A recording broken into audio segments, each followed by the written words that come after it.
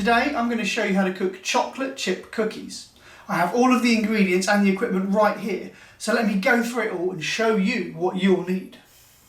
To make the cookies you will need a mixing bowl and a sieve, some plain flour, unsalted butter, a set of weighing scales, a wooden spoon or a spatula, some caster sugar, chocolate chips, and a baking tray, preferably with some greaseproof paper. The cookies will be baked in the oven at a temperature of 190 degrees centigrade, or if you have a fan oven, that's 170 degrees, or gas mark 5 if you have a gas oven. I have a fan oven, so I'm going to set mine to 170. So let's just count round. I'm going to go to 50, 100, 150, then mine goes up in tens then, so that's 160, 170, there. Once I've turned my oven on, I'm going to use my weighing scales to weigh out my butter, caster sugar and plain flour. For this recipe we need 225 grams of butter, and this pack of butter here is 250 grams, so I need nearly all of that. So what I'll do first is I'm just going to open it up and I'm just going to see if I can take a little bit off with just a normal knife and see what it weighs. Okay, take a little bit off. Let's have a look. Oh, 223, that's quite close. I'm happy with that. It doesn't have to be exact. I could probably get another couple of grams, but I think that'll just about do it. For this recipe the butter needs to be soft, so to help it soften naturally I've just cut it into cubes and I'll put that to the side while I weigh out all the other ingredients. Next I'm going to weigh out the sugar, pour it in slowly. I need 110 grams of this caster sugar. I'm getting close, I'm going to slow down. Just pouring it out really slowly, just so I get it as close to 110 grams as possible. 102, 8 more.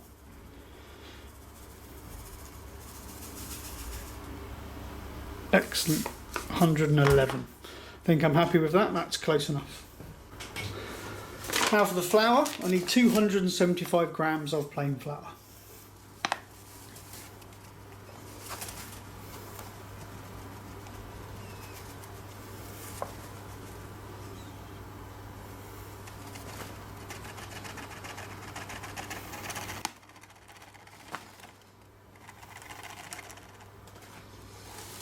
$276, close enough. And the last thing to measure up is 75 grams of chocolate chips.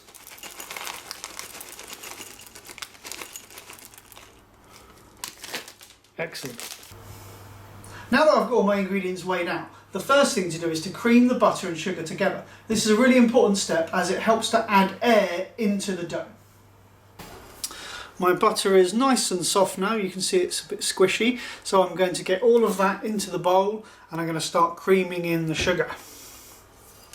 You can use a spatula or a wooden spoon for this.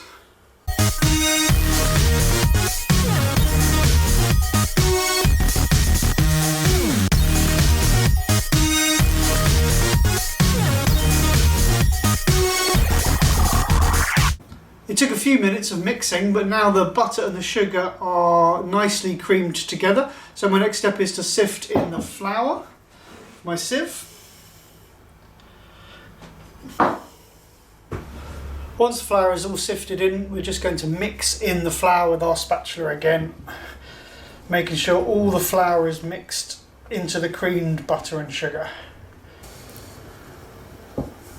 The more you mix it, the more you'll see it starts to form into one ball as the butter and sugar combines with the flour.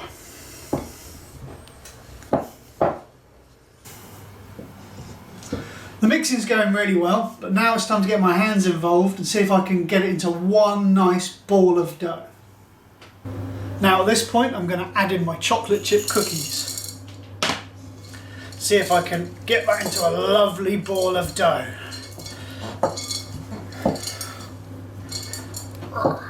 It's forming into a ball really nicely now.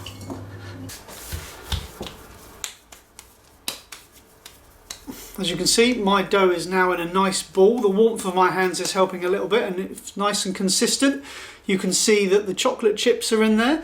My next step is to see if I can make this into some cookies. So I'm going to see if I can roll it out a little bit. You shouldn't need any flour. There's so much butter in there. It shouldn't stick. I'm just going to roll it into a bit of a sausage like this, and then I'm going to break it into some pieces. So I'm going to break it in half like that. And I'm just going to see if I can divide it up into about 8 pieces. There we go. Excellent. Now those pieces I'm going to roll into a ball.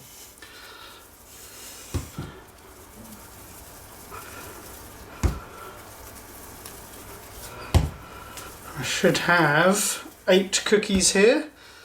It's up to you what size you do them. You can make some little small ones, you can make some big ones. Experiment and try it out.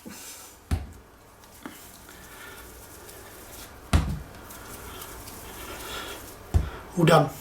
Now to form your cookies and put them onto the baking tray, I have my little dough ball here, and what I'm going to do is just place it not too close to the edge on my baking tray, and I'm just going to squash it down to make a rough cookie shape, a rough circle.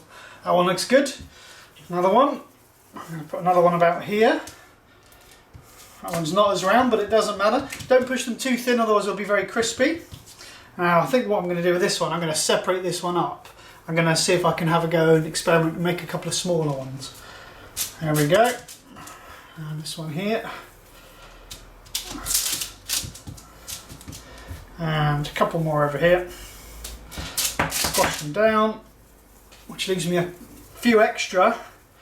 So I might go and get another tray, see if I can get them all cooked. My oven's nice and hot, so I'm going to place the cookies in the middle shelf of the oven very carefully. And they should cook for 8 to 10 minutes.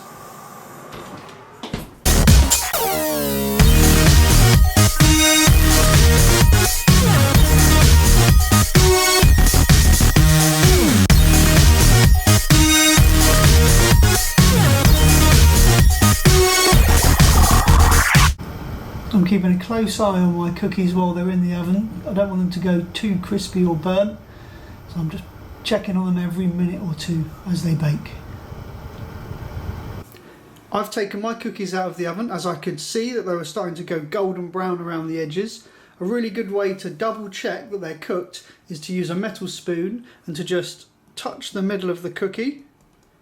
It should be a little bit soft but not doughy and wet. They all look really nice. Depending on how large you decided to make your cookies, they could take longer than 8 to 10 minutes in the oven. The key is just to keep an eye on them and to get them out at the right time. These cookies look and taste delicious. See if you can have a go at baking them.